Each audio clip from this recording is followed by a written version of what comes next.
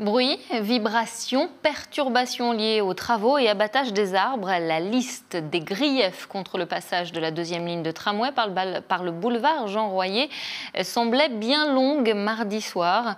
Une réunion d'information avait lieu au stade Tonnelet pour présenter le tracé.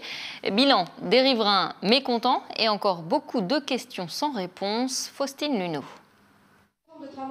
La salle est comble, trop petite pour accueillir tous les Tourangeaux venus assister à cette réunion publique.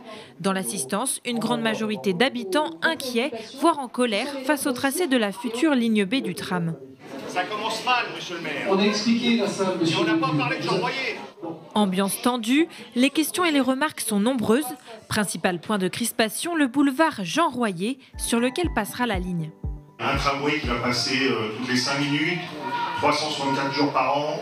Il faut m'expliquer comment vous allez pouvoir drainer tous ces véhicules, ces 8000 véhicules que vous aviez, boulevard Jean Royer, par ces axes Fred Bott et Roger Larenaud. Vous reportez le problème sur les autres axes.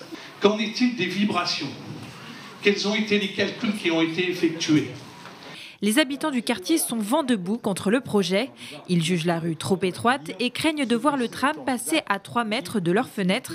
Des craintes que n'ont pas su apaiser les élus. Beaucoup de points sont encore inéclaircis en attente d'études supplémentaires. L'impression que ça donne, c'est que les conclusions sont déjà connues sans même la fin des études. Donc quand on pose des questions, on aura les réponses plus tard. Mais par contre, la conclusion, elle est connue, c'est possible. Le maire de Tours et l'équipe du syndicat des mobilités de Touraine ont pourtant tenté de répondre à toutes les questions. On est très attentif à vos craintes. On continuera à chaque étape de ce projet à répondre aux questions et à organiser ces moments de discussion qui sont vraiment nécessaires pour que le projet soit accepté par l'ensemble de la population, sachant que c'est un projet pour 50 ans. Un projet dont le budget s'élève à 503 millions d'euros. Les travaux devraient débuter en 2025 pour une mise en service en 2028.